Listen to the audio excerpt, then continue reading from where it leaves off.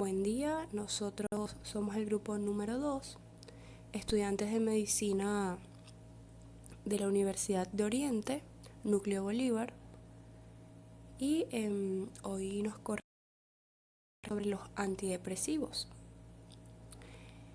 Ok, nuestro grupo está constituido por Guatume María, Guerrero Ana, Guevara Robert, Gutiérrez Adriana, Hernández María. Antes de hablar en sí de los antidepresivos, debemos de saber que la depresión es una patología heterogénea producida por disfunción de ciertos neurotransmisores o de su metabolismo. Si bien se han probado, la etiología de la depresión continúa estando mal definida. La primera teoría importante de esta patología, llamada monoaminérgica, propone que se debe en particular a una deficiencia de serotonina y de noradrenalina, ciertas moléculas que producen la depresión de estos neurotransmisores, como la reserpina, que es un antipsicótico, como vimos en el seminario número 1, pueden inducir un estado depresivo en un pequeño porcentaje de individuos. Sin embargo, esta teoría simplista, comentan los autores, no puede explicar la fisiopatología de la depresión, debido a la eficacia de los antidepresivos se observa en la clínica solo luego de algunas semanas de tratamiento. Se ha propuesto neurotransmisores, que plantea que la depresión se debería a un funcionamiento anormal de los receptores de las monoaminas. Esta perturbación de los receptores podría estar causada por la depleción de los neurotransmisores monoaminérgicos. Recientemente, los progresos logrados en el campo ver la participación de factores neutróficos, como por ejemplo el factor neutrófico derivado del cerebro, que sus siglas en inglés BDNF. Sugiere una hipótesis neurodegenerativa para la fisiopatología de la depresión. Los psiquiatras y sobre todo los pacientes deprimidos tienen actualmente a su disposición moléculas antidepresivas que provocan pocos efectos colaterales, por lo que se observa mejor aceptación por parte de los pacientes y mayor eficacia global de los tratamientos. Entonces, ya hablando de los antidepresivos como tal, debemos de saber que los antidepresivos son un grupo heterogéneo de fármacos cuyas indicaciones comprende el tratamiento del sustrato biológico del trastorno depresivo, el cual debe hacerse en forma constante, paulatina, racional y en plazos generalmente prolongados de 6 meses a un año.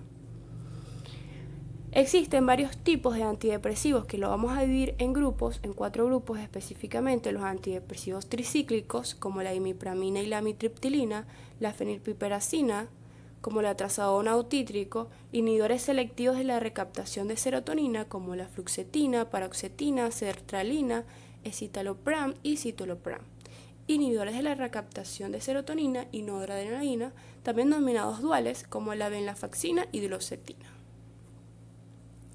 En cuanto a la farmacocinética en general de los antidepresivos, porque más adelante vamos a ver la farmacocinética individual de cada fármaco, en general no causa dependencia ni causa euforia, debido a que no producen sensación de recompensa. En cuanto a la función, va a ser completa, bioral, alcanzando el pico plasmático aproximadamente entre 2 a 4 horas. Su distribución va a ser variable, pero más que todo va a ser a unidas proteínas plasmáticas entre el 25 y 75%, la vida media entre 15 a 24 horas. En cuanto a su metabolismo, va a ser principalmente hepático, y la fluoxetina y la paroxetina son inhibidores potentes. Va a ser por vía urinaria en 80% de los casos, heces 20% y leche materna. Debemos de saber que los fármacos antidepresivos no causan la misma adicción que los tranquilizantes. Rápido, no hay que ir aumentando la dosis para obtener el mismo efecto y no causan síndrome de abstinencia. Sin embargo, algunas personas cuando dejan de tomarlos sufren síntomas de abstinencia. Esto incluye molestias estomacales, síntomas parecidos a la de la gripe, ansiedad, mareos, sueños de noche o sensaciones como descargas eléctricas. En la mayoría estos síntomas son leves, pero un pequeño número de personas pueden ser muy graves. Es mejor disminuir la dosis de un antidepresivo poco a poco en lugar de pararlos de repente, repentinamente.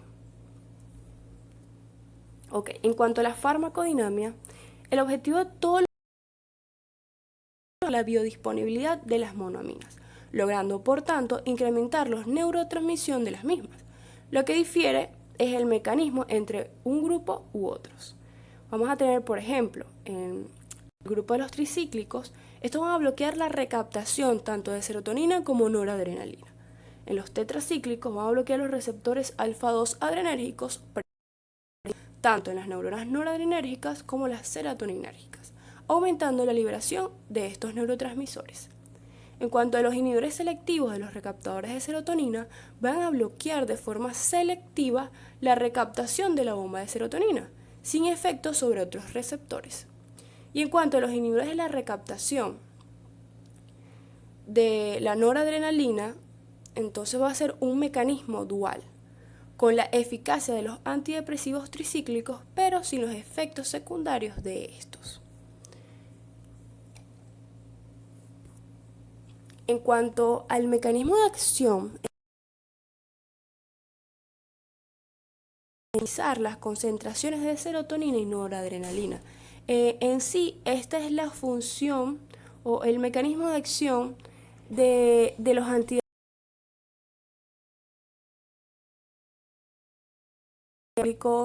como los inhibidores selectivos de serotonina. Cada quien tiene su manera de realizar esta.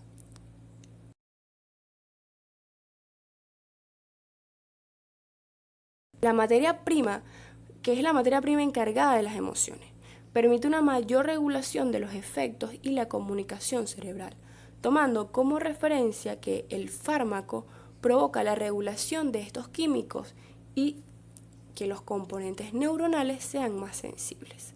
Este proceso explica el porqué de los efectos del fármaco tardan aproximadamente entre 2 y 4 semanas en aparecer.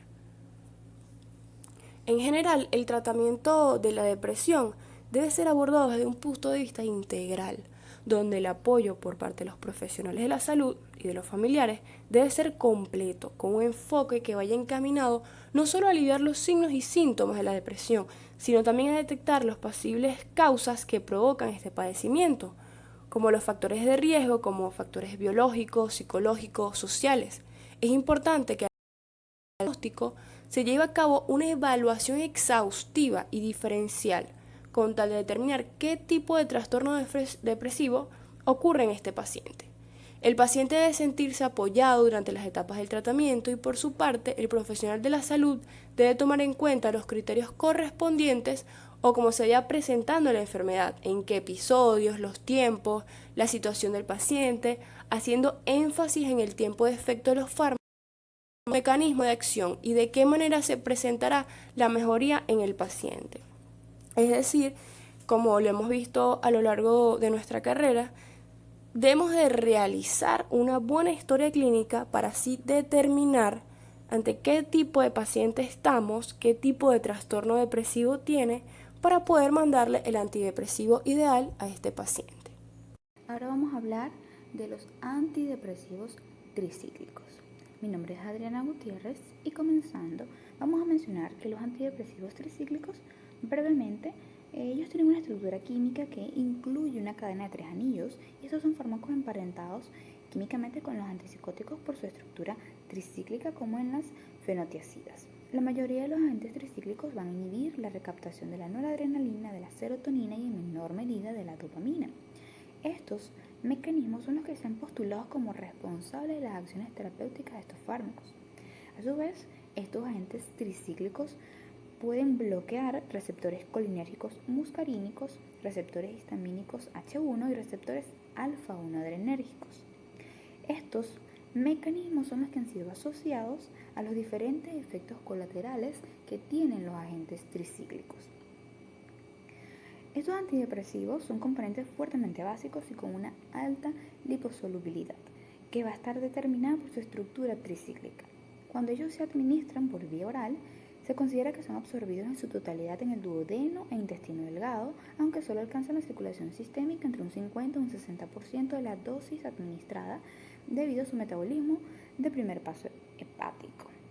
Como consecuencia de su gran liposolubilidad, estos antidepresivos se van a distribuir por todo el organismo atravesando con facilidad la barrera hematoencefálica y placentaria, pudiendo alcanzar la leche materna.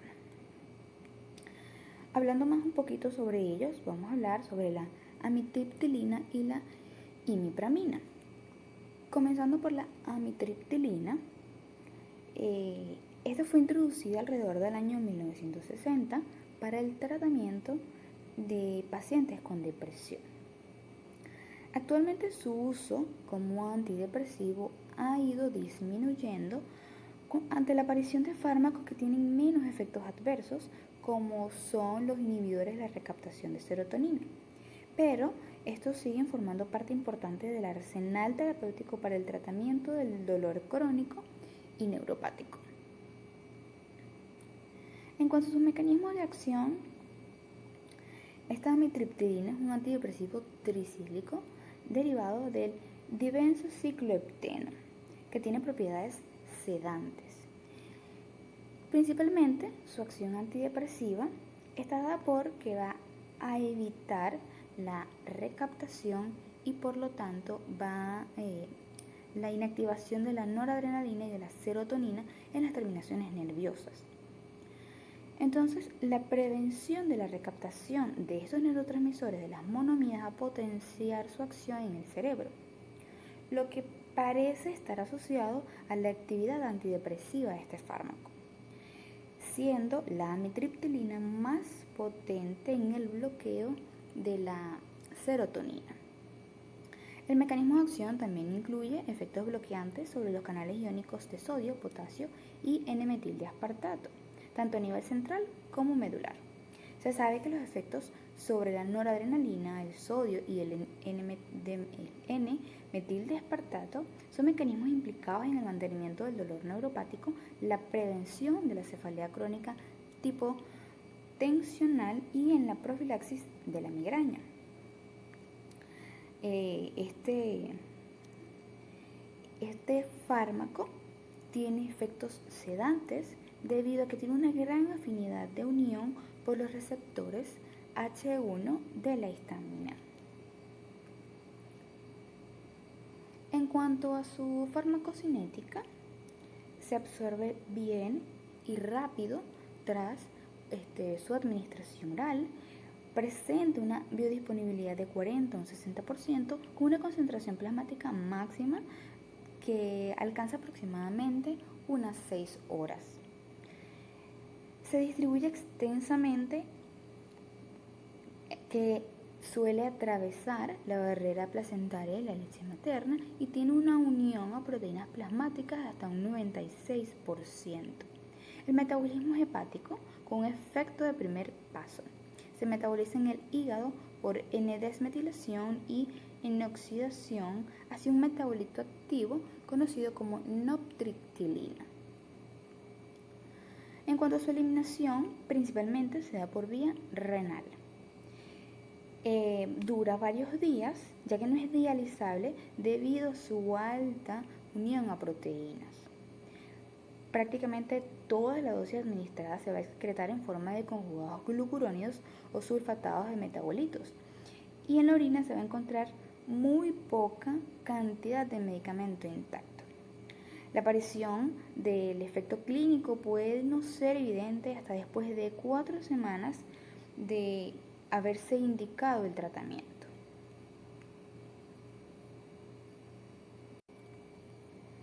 En cuanto a sus indicaciones terapéuticas, en los adultos está indicada en el trastorno depresivo mayor, para el dolor neuropático, como tratamiento profiláctico de la cefalea crónica tipo tensional, como tratamiento profiláctico de la migraña y en casos de enuresis nocturna en niños que tengan una edad igual o superior a 6 años, en caso de que ya se haya descartado alguna patología orgánica. Cuando las dosis para el tratamiento de la depresión, que va a incluir a aquellos pacientes con esquizofrenia o con psicosis depresiva, En los adultos se va a dar una dosis inicial de 75 miligramos diarios en dosis divididas o como una dosis única antes de acostarse. Se debe incrementar gradualmente según la necesidad hasta unos 150 o 200 miligramos. En niños menores de 16 años no se recomienda en caso de tener depresión. En la administración intramuscular, que rara vez se requiere la vía intramuscular, salvo en aquellas personas que no puedan ser tratadas por vía oral, en adultos de 20 a 30 miligramos 3 veces al día, y en los niños todavía no hay una dosis establecida. Para la enuresis nocturna, en niños que tengan entre 7 a 10 años, se administra de 10 a 20 miligramos al día, como dosis única antes de acostarse. En niños de 11 a 16 años, de 25 a 50 miligramos al día como dosis única antes de acostarse. Y el tratamiento no debe extenderse por más de 3 meses. Y estos 3 meses va a incluir el periodo de reducción gradual, ya que este medicamento debe ser retirado de manera gradual. Teniendo en cuenta que el tratamiento farmacológico debe iniciarse cuando fracasen los otros métodos para tratar la enuresis nocturna. Para el tratamiento de una neuropatía diabética en adultos se inicia con una dosis de 25 miligramos vía oral 1 a 2 horas antes de acostarse, y esta dosis inicial puede irse aumentando en incrementos de 10 a 25 miligramos semanales hasta 150 miligramos. Para el tratamiento de neuralgia posherpética en adultos se administran dosis crecientes a la hora de acostarse, entre unas 75 miligramos al día de vía oral. Y en los niños se ha recomendado dosis iniciales de 0,1 miligramos por kilogramo de peso a la hora de acostarse. Y estas dosis van a ser aumentadas si se toleran hasta unos 0,5 a 2 miligramos por kilogramo a la hora de acostarse.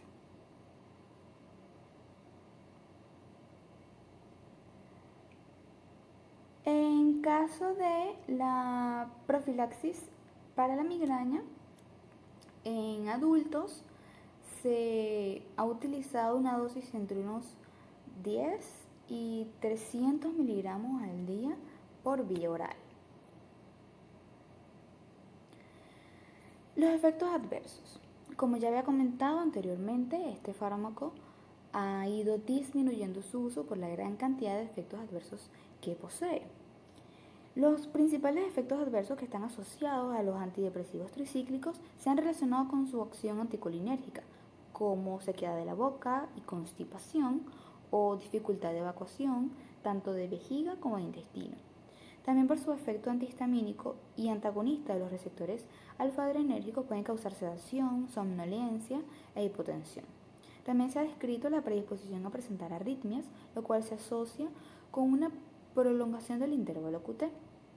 Por tal motivo es importante tener especial cuidado con esta medicación en pacientes geriátricos o en personas de cualquier edad que presente patologías cardíacas. De hecho, no se recomienda la coadministración con inhibidores de la recaptación de serotonina, ya que en combinación con antidepresivos tricíclicos pueden provocarse un síndrome serotoninérgico. Aquí les traje todas las manifestaciones o todos aquellos efectos adversos que pueden presentarse de acuerdo a los diferentes sistemas. Por lo menos a nivel cardiovascular pueden presentarse infartos de miocardio, alteraciones en el electrocardiograma, bloqueos auriculoventriculares, arritmias, hipotensión ortostática, hipertensión. A nivel del sistema nervioso central, coma, convulsiones, alucinaciones, delirios, ansiedad, insomnio, nerviosismo, síntomas extrapiramidales, entre otros. Como ya mencioné, los efectos anticolinérgicos son los más frecuentes, también efectos alérgicos, hematológicos, gastrointestinales, alteraciones endocrinas y otras manifestaciones como alopecia, edema, pérdida o aumento de peso, sudoración aumentada. Es por eso que es importante tener en cuenta qué tipo de pacientes va a recibir esta medicación, porque existen contraindicaciones que tienen que ser tomadas en cuenta a la hora de indicar este medicamento, por lo menos en aquellos pacientes que son alérgicos a la amitriptilina o algún antidepresivo tricíclico, aquellos pacientes que han tenido un infarto de miocardio reciente, que han sufrido alguna epilepsia, que tienen alguna insuficiencia renal o una insuficiencia hepática, que tienen alguna alteración endocrina como un hipertiroidismo. Tampoco de hecho están contraindicados en niños menores de 6 años. Hablando ahora sobre la imipramina, de hecho fue el primer antidepresivo tricíclico descubierto accidentalmente en la búsqueda de un nuevo antipsicótico entre los años 1950. Ya en 1958 se comprueba que la imipramina carecía de actividad antipsicótica, pero mejoraba el estado de ánimo de los pacientes esquizofrénicos que eran tratados. Observación que condujo a que más tarde se pudiera demostrar que era un antidepresivo eficaz en pacientes con depresión. De hecho, el estudio de sus mecanismos de acción dieron paso a la formulación de la hipótesis monoaminérgica de la depresión y a la síntesis del resto de los antidepresivos tricíclicos.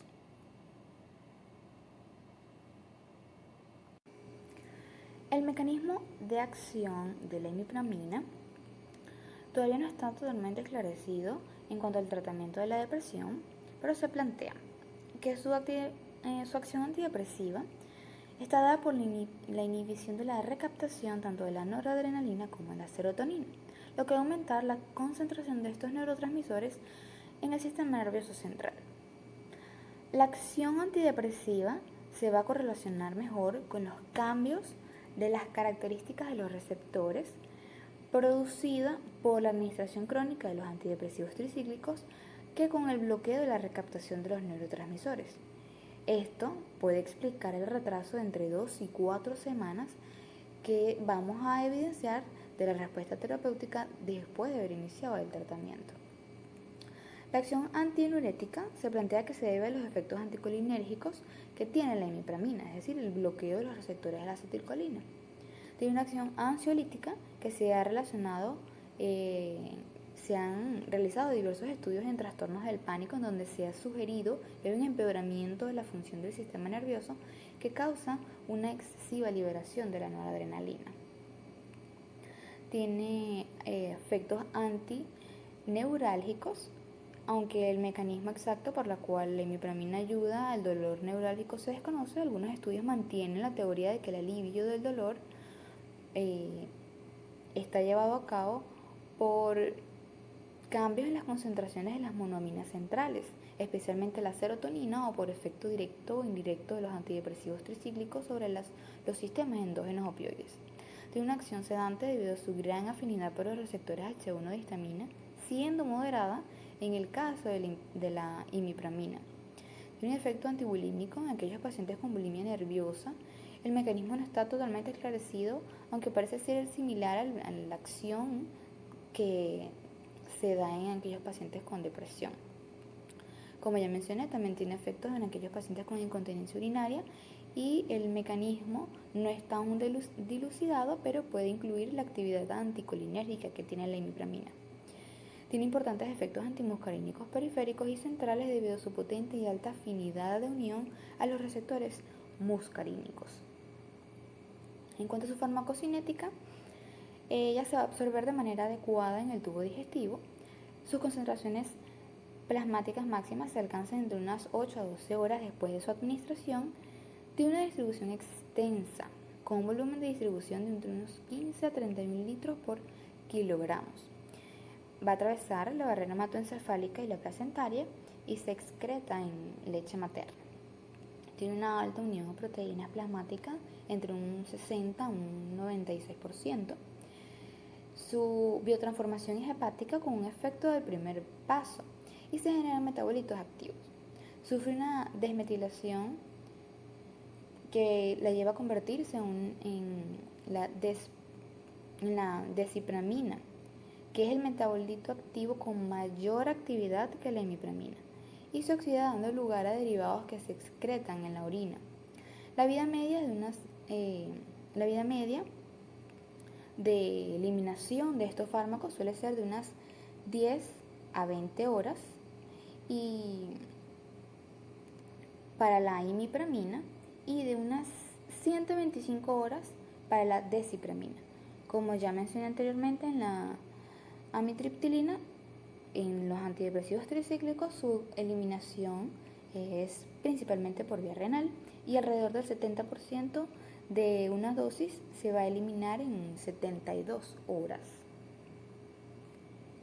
En cuanto a sus indicaciones terapéuticas, es utilizado en pacientes con depresión, con crisis de ansiedad, dolor neuropático, en incontinencia urinaria, terrores nocturnos. Resulta útil en pacientes que sufren de narcolepsia. En enuresis se utiliza como tratamiento de primera elección en pacientes pediátricos, sobre todo en aquellos que tienen edades superiores a los 5 o 6 años, donde las terapias alternativas no se consideraron apropiadas y ya se descartó una causa orgánica. También se ha utilizado con éxito en los trastornos de ansiedad, como el ataque de pánico, y en pacientes pediátricos con problemas del comportamiento, como el déficit de atención con hiperactividad. En cuanto a sus dosis, es importante tener en cuenta que deben ser determinadas individualmente y adaptadas a la condición de cada paciente.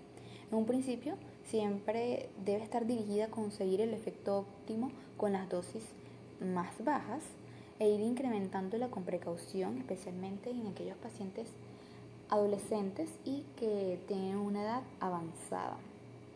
Para el tratamiento de la depresión, que este va a incluir los pacientes con esquizofrenia o psicosis, en adultos, inicialmente unas 50 a 100 miligramos al día en 1 o 4 dosis divididas. Puede ser necesario que tenga que irse incrementando la dosis hasta unos 200 miligramos al día. En los ancianos, inicialmente unos 25 o 50 miligramos por vía oral antes de acostarse, y esta dosis también se puede ir incrementando en caso de ser necesario, con una dosis máxima de 150 miligramos al día. En adolescentes, inicialmente unos 25 o 50 miligramos por vía oral antes de acostarse, y tienen una dosis máxima de hasta 200 miligramos al día. Y en los niños se inicia con una dosis de 1.5 miligramos por kilogramo al día en dosis divididas. Se puede aumentar la dosis en incrementos de 1 miligramo por kilogramo cada 3 a 4 días hasta un máximo de 5 miligramos por kilogramo al día, que se puede dar en dosis divididas. En administración intramuscular en adultos será de unos 20 a 30 miligramos 3 veces al día, pasando al tratamiento oral tan pronto como sea posible. Para el tratamiento del dolor neuropático, por ejemplo, una neuralgia posherpética o una neuropatía diabética, se va a administrar en adultos de 10 a 150 miligramos vía oral, y se puede empezar con dosis bajas, escalando dosis poco a poco según sea necesario el caso. En tratamientos de trastornos fóbicos o en trastornos de pánico, en adultos se inicia con unos 10 miligramos al día vía oral antes de acostarse, y se puede aumentar en 10 miligramos cada 2 a 4 días según las tolere, hasta alcanzar una dosis total de 100 a 200 miligramos al día. Para el tratamiento de la enuresis, en niños mayores de 5 años, la dosis inicial es entre unos 20 y 30 miligramos, para los niños de entre 5 y 8 años, de unos 25 a 50 miligramos en niños de entre 9 y 12 años, o de 25 a 75 miligramos en aquellos niños mayores de 12 años.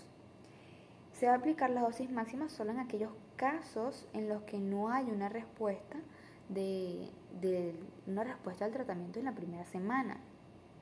Normalmente se administra en una sola toma después de cenar, excepto en aquellos niños que miccionan pronto en la cama y que deberán ingerir una parte de la dosis a media tarde. Se debe continuar el tratamiento durante 1 a 3 meses. Una vez alcanzada la respuesta deseada, se debe ir reduciendo gradualmente la dosis hasta alcanzar una dosis de mantenimiento. En caso de incontinencia urinaria, se va a administrar a los adultos de 10 a 50 miligramos vía oral una vez al día, y la dosis debe ser ajustada en caso de ser necesario y según la tolerancia del paciente hasta un máximo de 150 miligramos al día. En aquellos pacientes con hiperactividad por déficit de atención, que tienen bulimia nerviosa u otros trastornos de alimentación, en adultos y en adolescentes se debe iniciar con unos 25 miligramos vía oral 3 veces al día. Esta dosis se puede aumentar hasta unos 200 miligramos al día, aumentando la dosis diaria a unos 25 o 50 miligramos a intervalos semanales dependiendo de la respuesta y los efectos adversos. La dosis máxima en los pacientes hospitalizados va a ser de 300 miligramos al día. Y en los niños entre 6 a 12 años se va a administrar de 10 a 30 miligramos al día o 5.1 miligramos por kilogramo al día en dosis divididas. Los efectos adversos, estas reacciones generalmente son leves y pasajeras y suelen desaparecer con la continuación del tratamiento o con una reducción de la dosis. No siempre están relacionados con los niveles plasmáticos del fármaco o la dosis, y a menudo es difícil distinguir ciertas reacciones adversas de aquellos síntomas propios de la depresión, como la fatiga, los trastornos del sueño, la agitación, la ansiedad, el estreñimiento y la sequedad de la boca, aquellos síntomas colinérgicos que pueden presentarse.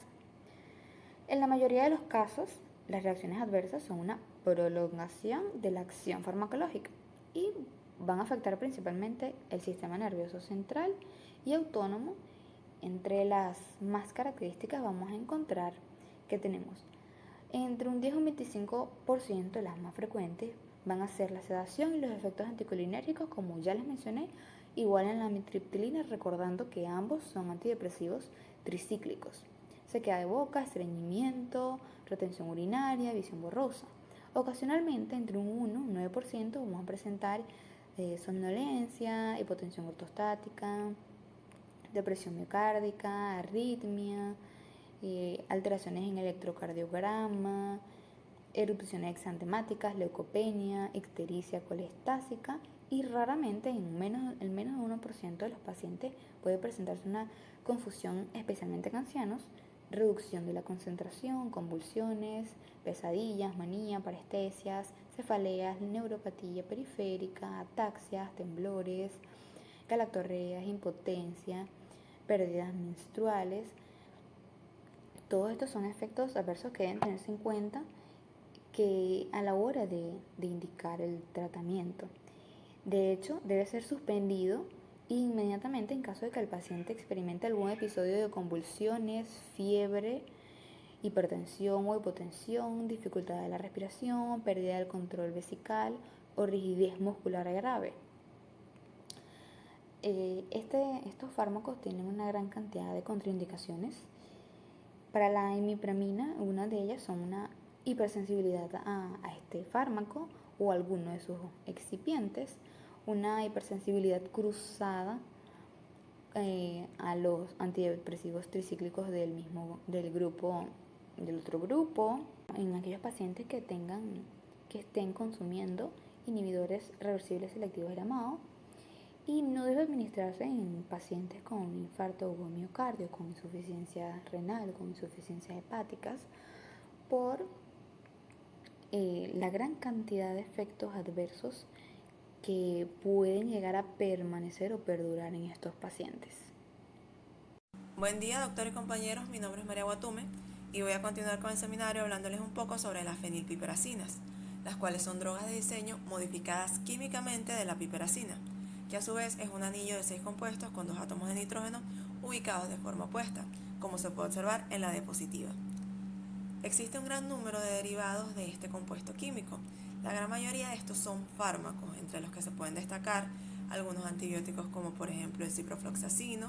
También tenemos antifúngicos como el itraconazol y el ketoconazol. Y lo que nos interesa a nosotros en este momento, también va a tener fármacos derivados que son antidepresivos, entre los cuales vamos a mencionar principalmente a la trazodona y a su análogo estructural, la nefazodona. Entonces en estos minutos me voy a estar enfocando brevemente en hablarles sobre la trazodona. La trazodona es un fármaco entre cuyos nombres comerciales se puede destacar trítico, deprax y sideril. Va a ser un fármaco derivado de las fenilpiperacinas, como ya les dije anteriormente, de la clase de antidepresivos antagonistas de los receptores de serotonina e inhibidores de la recaptación. Se va a utilizar en adultos y ha demostrado ser eficaz en el tratamiento de la depresión junto con otros medicamentos como por ejemplo los antidepresivos tricíclicos, los inhibidores selectivos de la recaptación de la serotonina y los inhibidores de los receptores de serotonina y norepinefrina.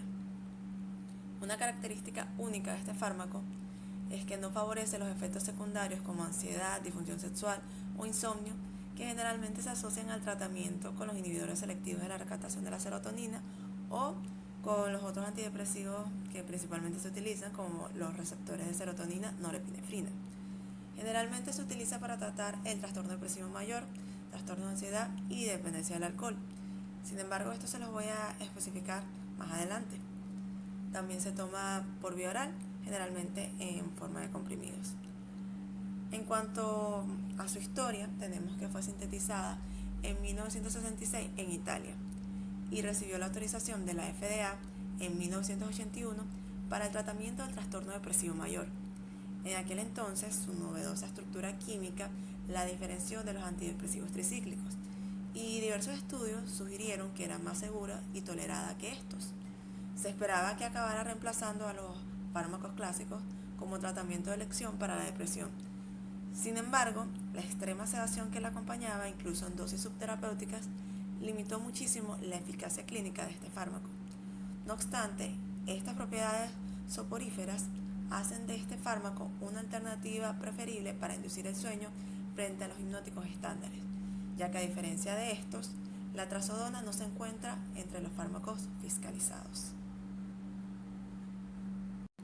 En cuanto a la farmacocinética de la trazodona, podemos destacar los siguientes aspectos. En lo que se refiere a la absorción, sabemos que la trazodona se administra por vía oral y se absorbe rápidamente en el intestino, con una biodisponibilidad que oscila entre el 70 y el 80%. Los alimentos afectan la absorción. Cuando se administra con o un poco después de una comida, se observa un aumento del 20% en la cantidad del fármaco absorbido, una disminución de la concentración plasmática máxima y un retraso en el tiempo necesario para alcanzar la concentración máxima. Dichos niveles máximos se alcanzan 1 hora después de la dosificación en el estado de ayuno y 2 horas después de la dosificación con comida. Las respuestas individuales son muy variables. La mayoría de los pacientes que responden al tratamiento con trazodona lo hacen hasta finales de la segunda semana de tratamiento. En cuanto a la distribución, sabemos que la unión a proteínas plasmáticas de la trazodona es de aproximadamente un 89 a 95% según estudios in vitro, siendo dicha unión menor en pacientes sometidos a hemodiálisis. En aquellos es de un 79,3%. En líneas generales, los estudios sobre la distribución del fármaco en los seres humanos son incompletos, pero en los estudios que se han realizado en animales, el fármaco se distribuye principalmente en el hígado, riñones, intestino delgado, pulmones, glándulas suprarrenales y páncreas, así como también es capaz de cruzar la barrera hematoencefálica. El volumen de distribución tras la administración intravenosa mostró diferencias tanto por edad como por sexo. Los valores fueron mayores en ancianos que en jóvenes y en mujeres que en hombres. En la parte del metabolismo es importante saber que este fármaco es altamente lipofílico y se va a metabolizar en el hígado utilizando la vía del citocromo P450, siendo el citocromo 3A4 la isoforma mayormente implicada en la producción de su principal metabolito, que es el hemiclorofenilpiperacina, que va a estar presente en plasma a niveles muy bajos. Por esta razón, resulta de interés tener presente las posibles interacciones de la trazodona con inductores o inhibidores de el CYP3A4. Y por último, en la parte de la farmacocinética tenemos que en cuanto a su excreción va a existir una amplia variación individual en el aclaramiento de la trazodona, que va a tener lugar en una forma bifásica. La duración de la primera fase va a ser de aproximadamente 3 a 6 horas y de la segunda fase unas 5 a 9 horas. Puede ocurrir en algunos pacientes una acumulación del fármaco en el plasma, pero la eliminación principalmente se va a dar a través de la orina, excretándose un 75% de la dosis, principalmente en forma de metabolitos, dentro de las primeras 72 horas, mientras que alrededor del 20% de la dosis se excreta por vía biliar en las heces. También hay va a haber una pequeña cantidad del fármaco que se excreta a través de la leche materna, por lo cual su uso durante la lactancia debe limitarse a casos seleccionados y solamente después de una evaluación muy exhaustiva de lo que es el riesgo-beneficio. Sin embargo, de esto se los voy a comentar un poco más adelante. En cuanto al mecanismo de acción de la trazodona, es importante destacar que este no se conoce del todo, pero diversos estudios, sobre todo elaborados en animales, destacan que la trazodona ejerce acciones inhibidoras selectivas sobre el transporte de la serotonina. Su efecto farmacológico más potente va a ser su acción antagonista sobre los receptores 5-HT2A y 5-HT2C, lo que explica su efecto antidepresivo por la inhibición de la recaptación de la serotonina desde la hendidura sináptica hacia la presinapsis. Esto va a aumentar permanentemente la concentración de serotonina y con ello se contrarresta el trastorno depresivo. Otros autores también sugieren que el principal mecanismo de acción se va a establecer presinápticamente e involucra al SERT, Serotonin Reuptake Transporter, y que el incremento en los niveles intracelulares de serotonina va a estar regulado por los subtipos de los receptores 5-HT2, lo que va a sensibilizar el sistema serotonérgico cortical. De igual forma, sabemos que la trazodona se comporta como un agonista de forma breve del receptor 5-HT2C, al inhibir la formación del GMP cíclico mediante la vía N-metil de aspartato. Este hallazgo contribuye a explicar lo que es el priapismo relacionado con el uso de la trazodona y su principal metabolito, dada que la erección del pene está mediada parcialmente por los receptores 5-HT2C. Además, también la trazodona posee un efecto antagonista sobre los receptores alfa-1 y alfa-2 adrenérgicos y los receptores de histamina H1 cerebrales, lo que también contribuye a su tendencia a inducir priapismo y sedación respectivamente. Es importante destacar que la trazodona carece de efectos sobre el sistema colinérgico, por lo que no provoca efectos secundarios característicos de los antidepresivos tricíclicos, como lo son boca seca, estreñimiento, visión borrosa, entre otros. En cuanto a las indicaciones terapéuticas y la dosis, tenemos que la principal indicación para prescribir la trazodona es el trastorno depresivo mayor. Esto incluye a pacientes con esquizofrenia o psicosis que estén diagnosticados con depresión. Va a presentar una respuesta claramente dependiente de la dosis, por lo que son necesarias entre 250 y 600 miligramos al día para que se proporcione un beneficio terapéutico. A diferencia de los antidepresivos tricíclicos, la trazodona no va a disminuir la fase 4 del sueño, por lo que va a resultar muy útil para personas deprimidas con ansiedad e insomnio. En cuanto específicamente a su dosis, tenemos que en los adultos inicialmente son 150 miligramos al día vía oral en dosis divididas, aumentando la dosis 50 miligramos al día cada 3 o 4 días según sea necesario. La dosis diaria máxima va a ser 400 miligramos al día vía oral en pacientes ambulatorios y 600 miligramos al día vía oral en pacientes hospitalizados.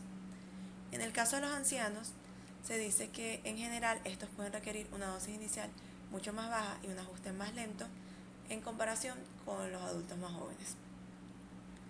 En el caso del insomnio, se dice que la trazodona es el fármaco de primera línea para el tratamiento del insomnio, debido a sus notables cualidades sedantes y a sus efectos favorables sobre la arquitectura del sueño, entre los que se destacan un incremento de la duración total del sueño, con disminución del número y la duración de los despertares nocturnos, así como también una reducción de la etapa de sueño con movimientos oculares rápidos o sueño REM.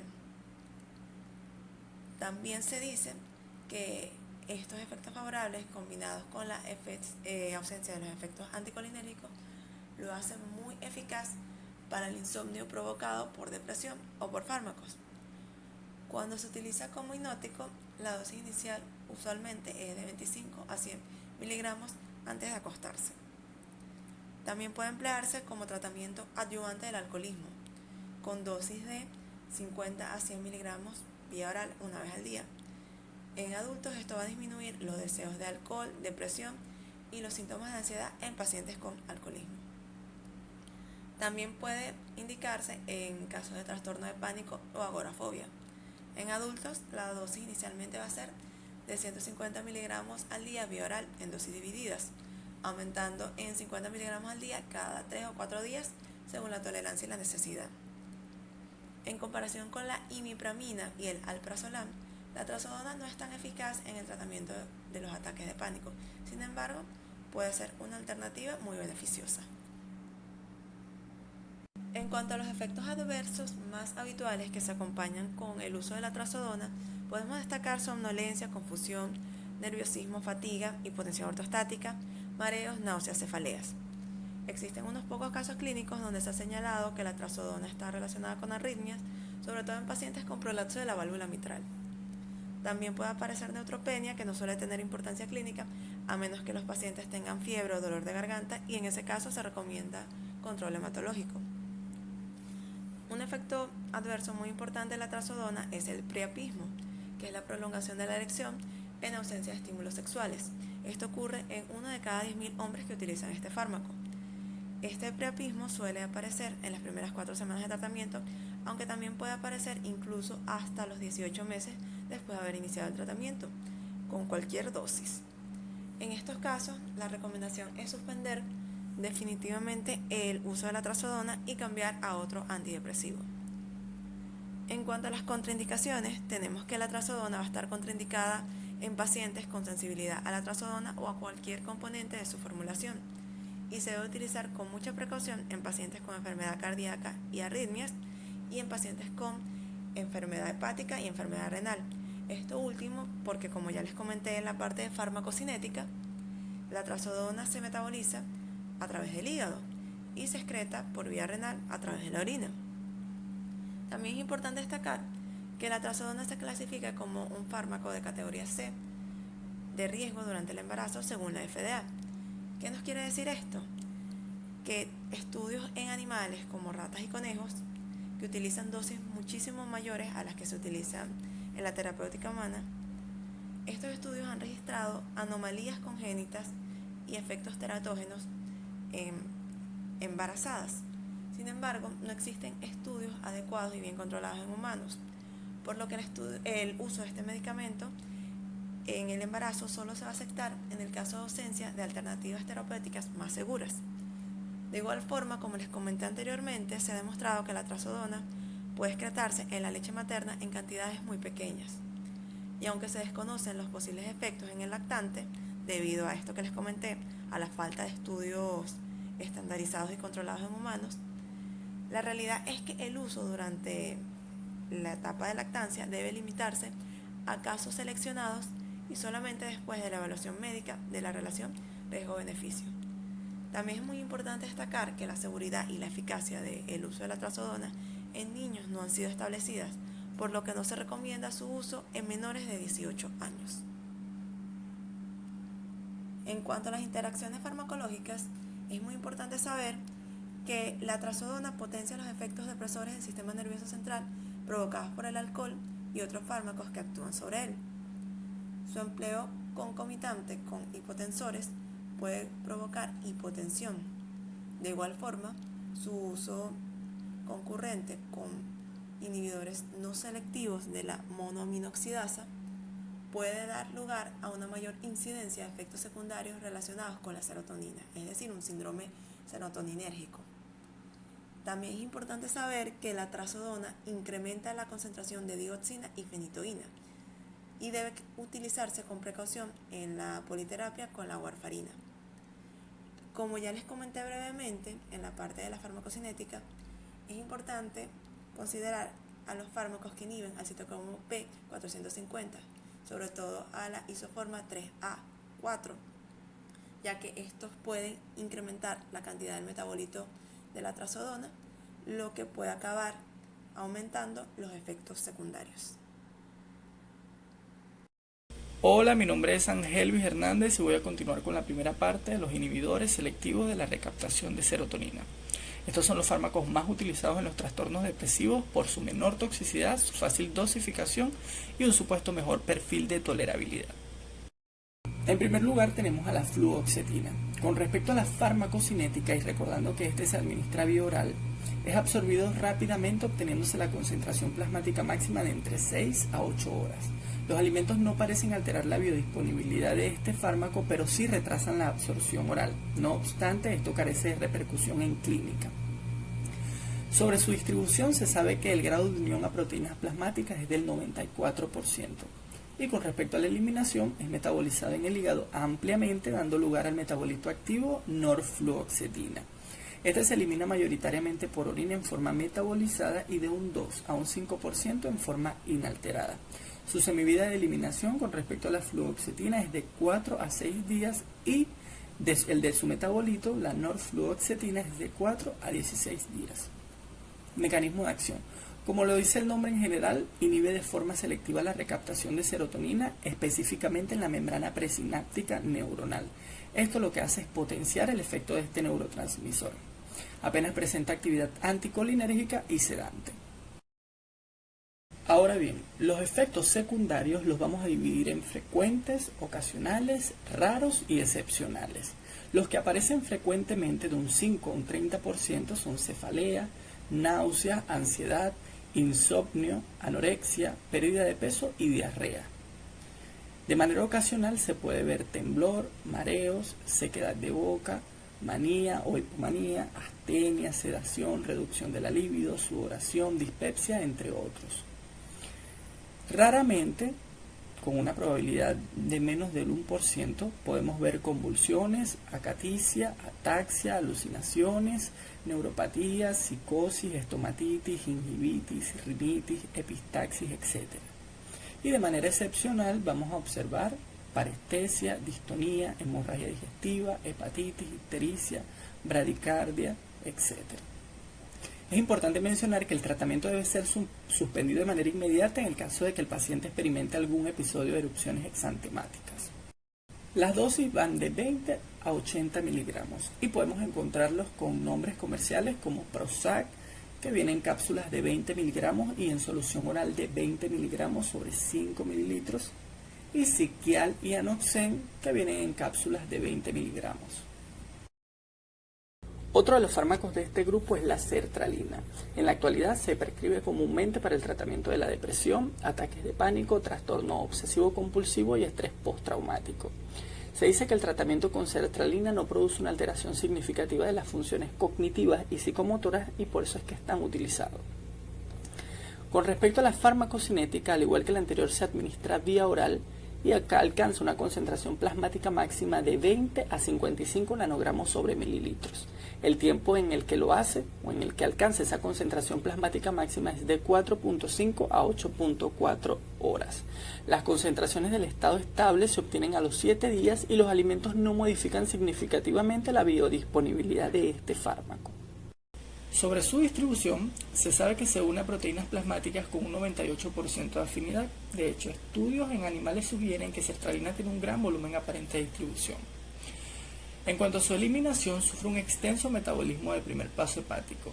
El principal metabolito es el N-desmetilsertralina, que es 8 veces menos activo que sertralina según pruebas in vitro y prácticamente sin actividad farmacológica según pruebas in vivo.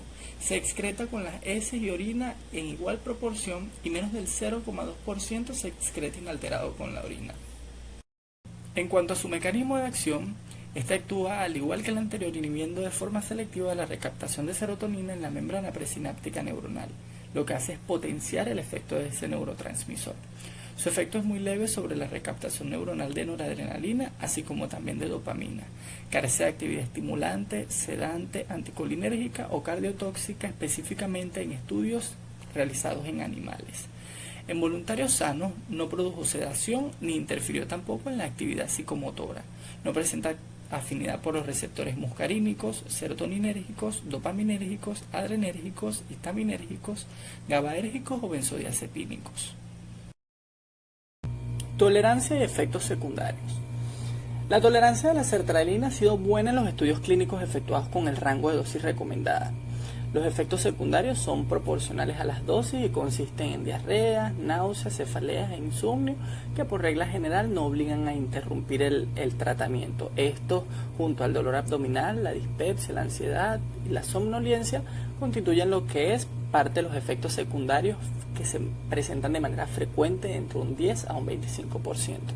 De manera ocasional, viéndolos entre un 1 a un 9%, se presenta temblor, mareo, sequedad de boca, astenia, sedación, reducción de la libido, sudoración, anorexia, estreñimiento, etc. De manera rara podemos observar convulsiones, acaticia, alucinaciones, ataxia, neuropatía, psicosis muy parecidos a la de la anterior. Y excepcionalmente parestesia, distonía, hemorragia digestiva, bradicardia, fotofobia, púrpura, etc.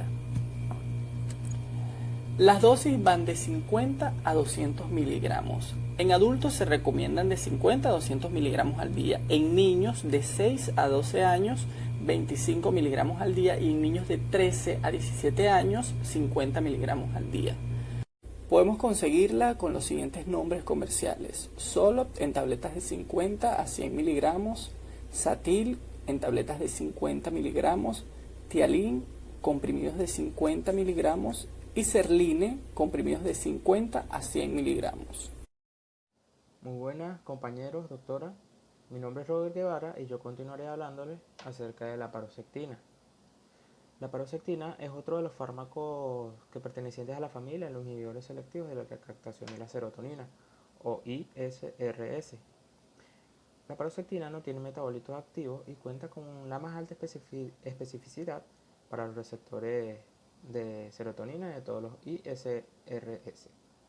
Es eficaz en la depresión resistente a otros antidepresivos y en la depresión complicada por la ansiedad.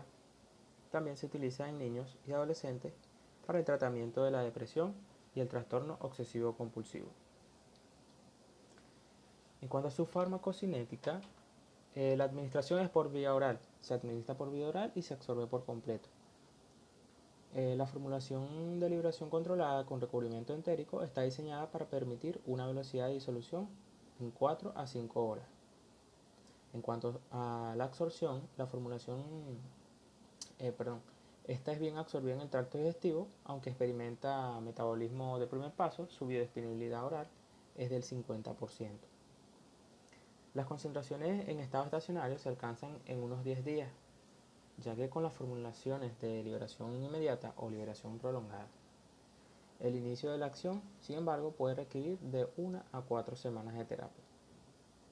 En cuanto a su distribución, el fármaco se distribuye ampliamente, incluyendo en el sistema nervioso central, y se fija en el 93 o 95% de las proteínas plasmáticas. La paroxetina se metaboliza a varios metabolitos, ninguno de los cuales muestra ninguna actividad farmacológica apreciable.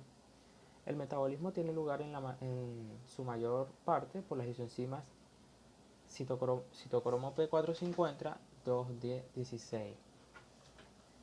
Debido a la saturación de la citocromo P450 por la paroxetina, la relación entre la farmacocinética y la dosis o duración del tratamiento no es lineal. En cuanto a la eliminación, la excreción es fundamentalmente renal, aproximadamente el 62%, principalmente como metabolitos y alrededor del 2% como fármaco inalterado. Alrededor del 36% se excreta en las heces, principalmente a través de la bilis en forma de metabolito.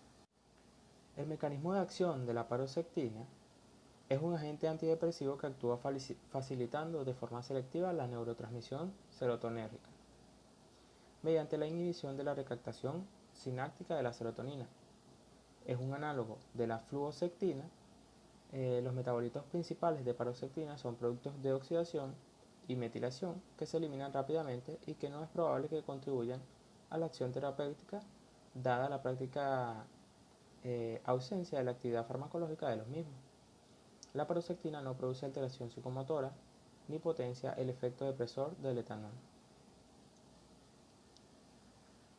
En cuanto a sus efectos secundarios, podemos mencionar el uso de la paroxetina durante el primer trimestre del embarazo aumenta el riesgo teratogénico, es decir, malformaciones congénitas en recién nacidos, particularmente las cardiovasculares con la probabilidad de incidencia de 1/50 y en especial los defectos cardíacos. Se ha notado un aumento en el número de comportamientos suicidas, en especial en jóvenes de 13 a 18 años de edad que toman paroxetina. Un efecto secundario leve es la pérdida del deseo sexual. Algunos de los efectos adversos pueden disminuir en intensidad y frecuencia. Al continuar el tratamiento, generalmente no llevan a la suspensión de la terapia, siendo los más comunes aumento en las concentraciones de colesterol, disminución del apetito, somnolencia, insomnio, agitación, mareo, temblores musculares, vista borrosa, bostezos, náuseas, estreñimiento, diarrea, boca seca, sudoración, astenia y aumento del peso corporal.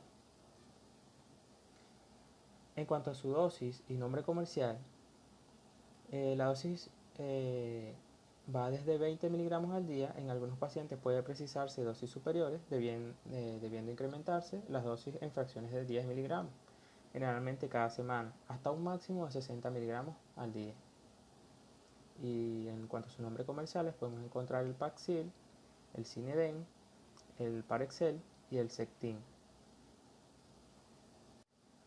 Otro de los fármacos inhibidores selectivos de la recaptación de la serotonina es el citalopram. En cuanto a su farmacocinética, el citalopram, su absorción, su biodisponibilidad es del orden del 80%, alcanzando una concentración sérica máxima de 50 milimol por litro al cabo de 4 horas. Los alimentos no interfieren significativamente la absorción oral del citalopram. En cuanto a su distribución, su volumen aparente de distribución es de 15 litros sobre kilogramo. El tiempo preciso para que aparezca la acción es de 1 a 2 semanas, alcanzando el máximo a las 5 o 6 horas. El grado de unión a proteínas plasmáticas es del 80%. En cuanto a su eliminación, es metabolizado en 70-80% en el hígado, dando lugar a metabolitos con menor actividad biológica que el propio fármaco, siendo eliminado en un 65% con las heces y en un 35% con la orina, dejando un 10 a 15% sin metabolizar. Su aclaramiento plasmático es de 6 a 7 mililitros por kilogramos por minuto y su semivida de eliminación es de aproximadamente 33 horas. En pacientes ancianos, su semivida de eliminación es incrementada hasta 3.8 días en ancianos y su aclaramiento es reducido hasta a 1 a 3 litros por minuto por kilogramo. En estos mismos pacientes, en pacientes con insuficiencia hepática, la semivida del citalopram es aproximadamente 2 veces mayor y la concentración plasmática del citalopram en estado de equilibrio para una determinada dosis es 2 veces más elevada con la concentración alcanzada en los pacientes con una función hepática normal. En cuanto al mecanismo de acción del citalopram, este es un antidepresivo derivado de la fenilbutilamina. Actúa inhibiendo de forma selectiva la recaptación de la serotonina por parte de la membrana presináptica neuronal, potenciando la transmisión serotonérgica en el sistema nervioso central. Tiene muy poca afinidad hacia los receptores colinérgicos muscarínicos y carece de actividad significativa sobre los receptores adrenérgicos alfa y beta, dopaminérgicos, histaminérgicos y serotonérgicos y otros neurotransmisores. Aunque el citalopram no tiene afinidad por los receptores opioides, potencia el efecto antinociceptivos de los analgésicos narcóticos. Su efecto sedante es mínimo, incluso asociado al alcohol. El citalopram disminuye la cantidad de sueño paradójico y aumenta el porcentaje de las fases de sueño profundo. En cuanto a sus efectos secundarios, podemos mencionar que los efectos indeseables observados durante el tratamiento del citalopram son generalmente de intensidad leve o moderada. Serán evidentes durante la primera semana e incluso las 2 primeras semanas del tratamiento y posteriormente desaparecen al mejorar el episodio depresivo.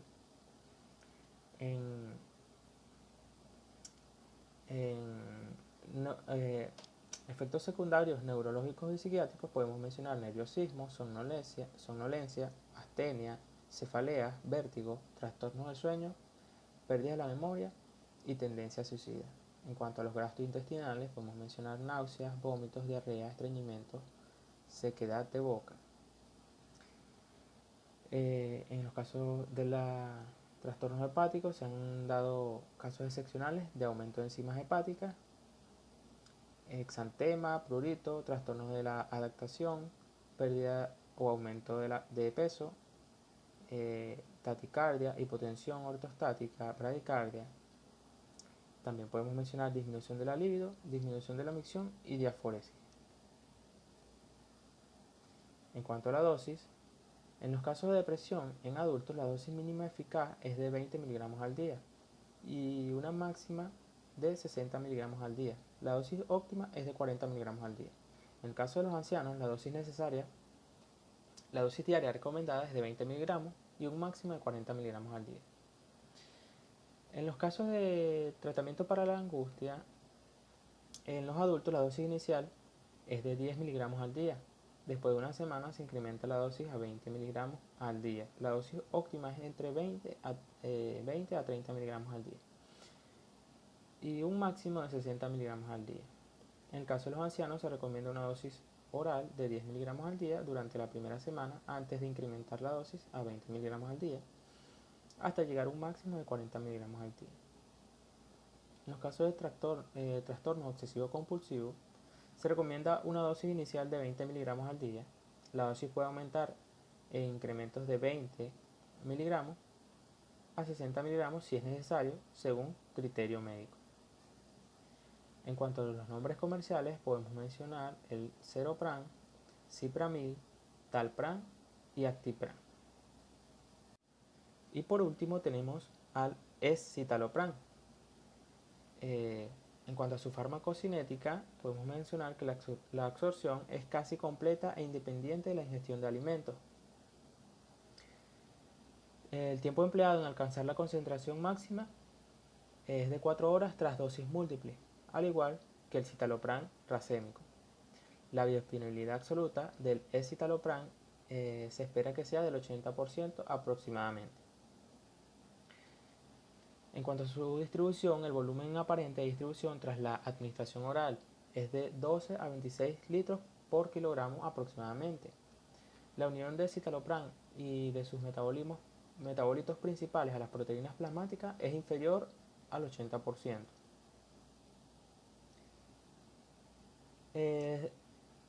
Este fármaco se metaboliza en el hígado a los metabolitos desmetilados y didesmetilados, que son farmacológicamente activos. Por otro lado, el nitrógeno se puede oxidar para formar el metabolito N-óxido. Tanto la molécula original como los metabolitos secretan parcialmente como glucurónidos. Tras la administración de dosis múltiples, las concentraciones mediadas de los metabolitos desmetilados y didesmetilados suelen ser del 28 a 31% y menor al 5% de la concentración de escitalopram respectivamente. La biotransformación de escitalopram al metabolito desmetilado está mediada principalmente por el citocromo P450. En cuanto a la eliminación, la vida media de eliminación tras dosis múltiple es de 30 horas y el aclaramiento plasmático oral es de 0.6 litros por minuto aproximadamente. Los principales metabolitos tienen una vida media significativa más larga. Se supone que citalopram y sus metabolitos principalmente se eliminan por vía hepática y vía renal. La mayor parte de la dosis se excreta en forma de metabolitos por la orina. En cuanto a su mecanismo de acción, Este es un agente antidepresivo que actúa inhibiendo selectivamente la recaptación de la serotonina en la hendidura sináptica interneuronal, incrementando la concentración sináptica de serotonina y, consecuentemente, la activación de las vías serotonérgicas neurales. Se trata del enantiómero levógiro puro del citalopram.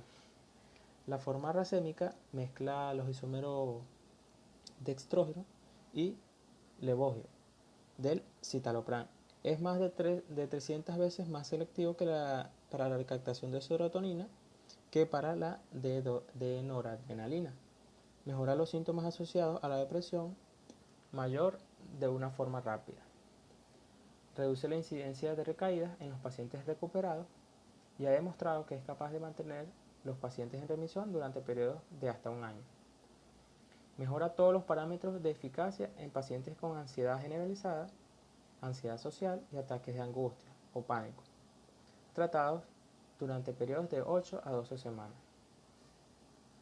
En cuanto a sus efectos secundarios, las reacciones adversas son más frecuentes durante la primera o segunda semana del tratamiento y habitualmente disminuyen en intensidad y frecuencia con el tratamiento continuado. El tratamiento con escitalopram se asoció con baja frecuencia de efectos adversos. El más habitual fueron las náuseas. Otros efectos adversos comunicados fueron el insomnio, la somnolencia y los trastornos eyaculatorios, anorexia, reducción de la libido en el caso de las mujeres. Hay una asociación entre las dosis del escitalopram y la aparición de los efectos adversos. En cuanto a sus dosis recomendadas, en episodios depresivos mayores es de 10 miligramos por 24 horas, que se podrán aumentar hasta un máximo de 20 miligramos por 24 horas según la respuesta. En los casos de trastornos de la angustia con o sin agorafobia, se recomiendan 5 miligramos cada 24 horas durante la primera semana, después 10 miligramos por 24 horas, pudiendo llegar hasta 20 miligramos al día según la respuesta.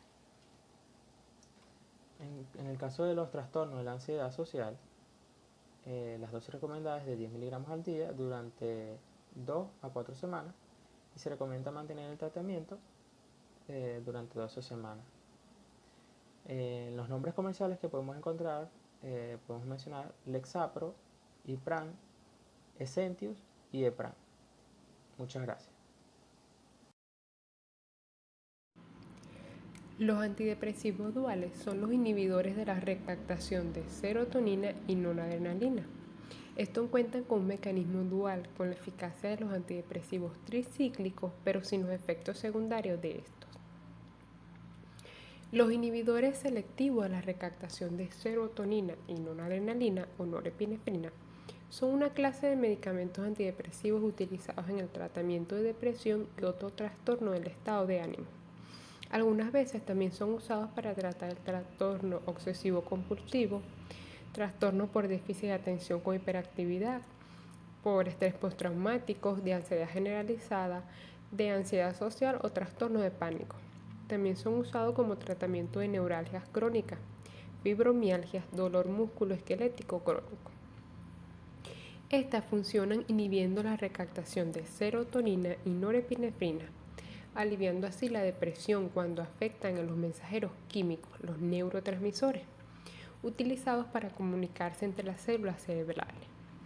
Como la mayoría de los antidepresivos, los inhibidores de la recaptación de serotonina y norepinefrina funcionan al efectuar cambios en la química cerebral y en la comunicación de los circuitos de las células nerviosas cerebrales, que ya se sabe que regulan el estado de ánimo para ayudar a aliviar así la depresión.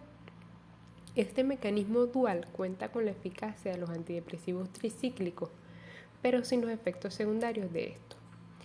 Funcionalmente se emparentan con el mecanismo de acción de los antidepresivos tricíclicos, no obstante no ejercen acción significativa sobre los receptores muscarínicos, histaminérgicos o los alfa-adrenérgicos. Debido a ello no se generan efectos significativos a nivel autonómico, ni reacciones anticolinérgicas, sedantes, hipnóticas o cardiovasculares, como sí ocurre en los antidepresivos tricíclicos clásicos.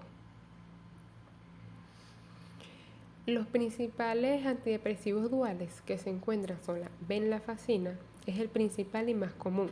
Aunque también trabaja sobre la dopamina en altas dosis, la mayor parte de sus efectos recaen sobre la serotonina y la noradrenalina. La duloxetina también inhibe la recaptación de la serotonina y ha sido aprobado por el tratamiento de la depresión y la neuralgia. La desvenlafaxina es el metabolito activo de la venlafaxina y se cree que funciona con la misma manera. El milnacipran ha demostrado ser significativamente efectivo en el tratamiento de la depresión y la fibromialgia. Este fue aprobado por la FDA para este tratamiento. La levomilnacipran es el isómero levo de milnacipran y fue aprobado por la FDA para el tratamiento de trastorno depresivo.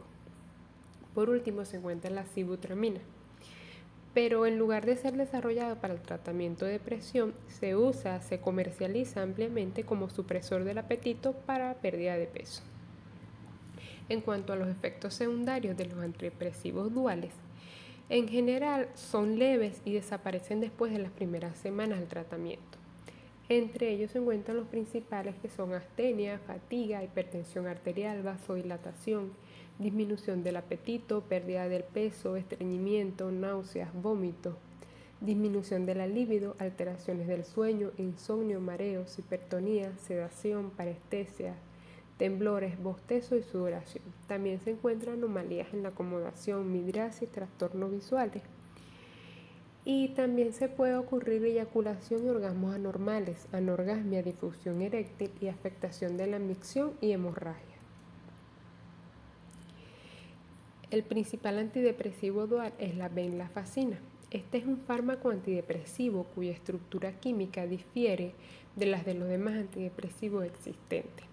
La venlafaxina es un inhibidor de la recaptación de serotonina por algunos receptores serotoninérgicos.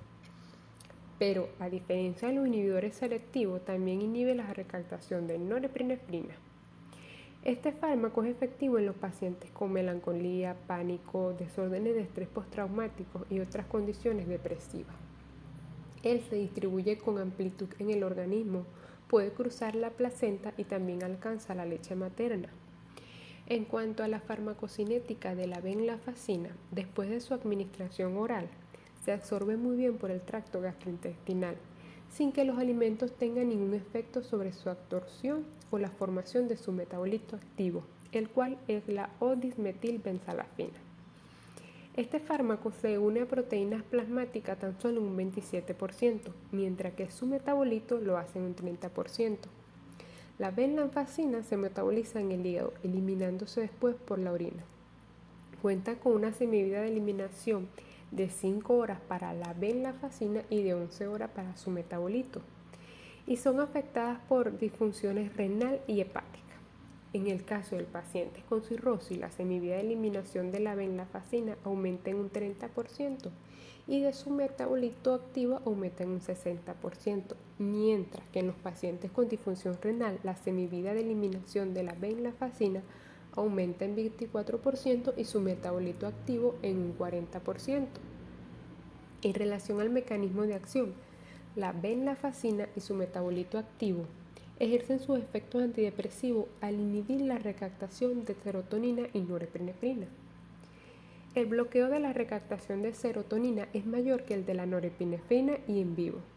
La venlafaxina se diferencia de los antidepresivos tricíclicos en que no tiene ninguna actividad sobre los receptores histamínicos, mucarínicos o alfa-adrenérgicos, lo que le permite estar libre de los efectos cardiovasculares asociados a estos antidepresivos. Hay que destacar, tanto la benzalafina como su principal metabolito están desprovistos de actividad inhibitoria de la monoaminoxidasa. La venlafaxina tiene una serie de contraindicaciones. Está contraindicada en caso de hipersensibilidad a la venlafaxina en el primer trimestre del embarazo y durante la administración de inhibidores de la monoaminoxidasa. Interactúan con los inhibidores de la MAO y por su administración simultánea puede causar un síndrome serotonérgico. Se debe tener cuidado en pacientes infartados, esto es una contraindicación absoluta. Puede causar aumento significativo en la presión arterial. Se debe usar con precaución en caso de glaucoma de ángulo cerrado y se debe evitar la interrupción brusca del tratamiento. Los ancianos suelen ser más susceptibles a sus efectos tóxicos.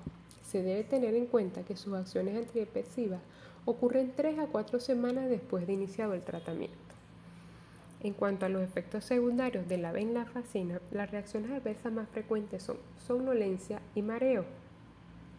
Además, la venlafaxina induce una hipertensión dosis dependiente que puede llegar a ser notable cuando las dosis son superiores a los 200 miligramos día.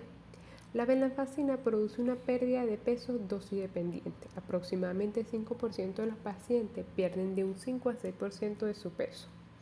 También puede producir una disminución sexual con pérdida del líbido en un 2% de los pacientes. En cuanto a los efectos menos frecuentes, el menos del 5% de los casos presentan ansiedad, astenia, visión borrosa, constipación, diaforesis, náuseas, vómitos, insomnio, nerviosismo y xerostomía. Hay que destacar que la sobredosis de venlafaxina ha ocurrido cuando el fármaco es utilizado con alcohol o en combinación con otro fármaco. Otro antidepresivo dual es la duloxetina. Este es un antidepresivo inhibidor de la recaptación de serotonina y noradrenalina, utilizado para el tratamiento de la depresión mayor, así como el dolor asociado con la neuropatía diabética y la fibromialgia. Este antidepresivo es generalmente bien tolerado. Algunos estudios sugieren que su acción antidepresiva supera a la mayoría de los agentes conocidos debido a su mecanismo de doble acción. Cuando hablamos de la farmacocinética de la duloxetina, después de su administración de una dosis oral, esta alcanza las concentraciones plasmáticas máximas a las 6 horas de administración. La biodisponibilidad oral absoluta de la duloxetina oscila entre 32 y el 80%. En cuanto a la presencia de alimentos en el tracto digestivo, retrasa el tiempo hasta alcanzar las concentraciones máximas de 6 a 10 horas y reduce ligeramente en un 11% el grado de absorción. La duloxetina se une aproximadamente en un 96% a las proteínas plasmáticas, en particular a la albúmina y a la alfa-1 glicoproteína ácida.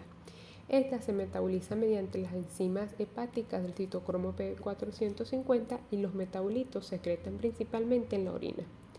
La semivida de liberación de la duloxetina después de una dosis oral oscila entre 8 a 17 horas, con una media de 12 horas.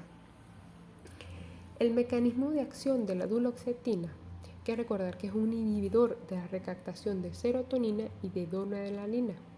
Este inhibe débilmente también la recaptación de dopamina, pero no muestra ninguna afinidad significativa por los receptores histaminérgicos, dopaminérgicos, colinérgicos y adrenérgicos. La duloxetina normaliza el umbral de dolor en varios modelos preclínicos de dolor neuropático e inflamatorio, al igual que atenúa el comportamiento doloroso de un modelo de dolor persistente. Este efecto se explica por la acción inhibitoria sobre el dolor, que presenta a duloxetina como resultado de la potenciación de los tractos descendentes inhibitorios del dolor del sistema nervioso central. En cuanto a las contraindicaciones de la duloxetina, esta está contraindicada en pacientes con hipersensibilidad a la duloxetina o algunos de los componentes de su formulación, al igual que en pacientes con una enfermedad hepática que produzca insuficiencia hepática. No debe utilizarse en combinación con inhibidores del citocromo P1A2 como la fluvaxamina, ciprofloxacina o la enoxarina. El tratamiento con duloxetina está contraindicado en pacientes con hipertensión no controlada, ya que esta situación podría ocasionar una crisis hipertensiva en estos pacientes. Se debe tener mucho cuidado cuando se prescriba duloxetina a pacientes con presión intraocular elevada o en pacientes con riesgo de glaucoma agudo de ángulo estrecho.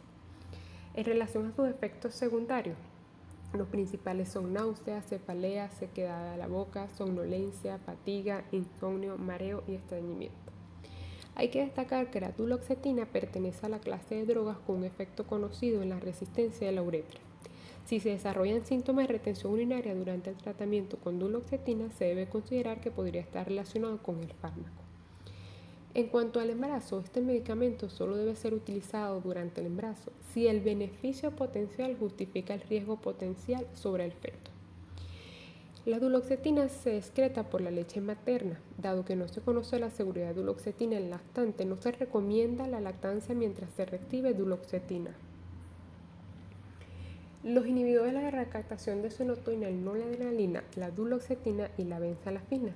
La duloxetina tiene un nombre comercial Cymbalta, Duxetin, y el genérico. Esta viene a dosis mínima diaria de 30 miligramos día y máxima de 60 miligramos día, con una presentación en cápsula, una presentación de 30 miligramos y 60 miligramos. La venlafaxina tiene un nombre comercial Edtaxor y el genérico. Esta viene en dosis de 37,5 miligramos día, la mínima y la máxima 375 a 450 miligramos día, con una presentación de cápsula de 37,5, 75 y 150 miligramos, en tableta de 37,5, 75 y 150 miligramos. Muchas gracias a todos por su atención.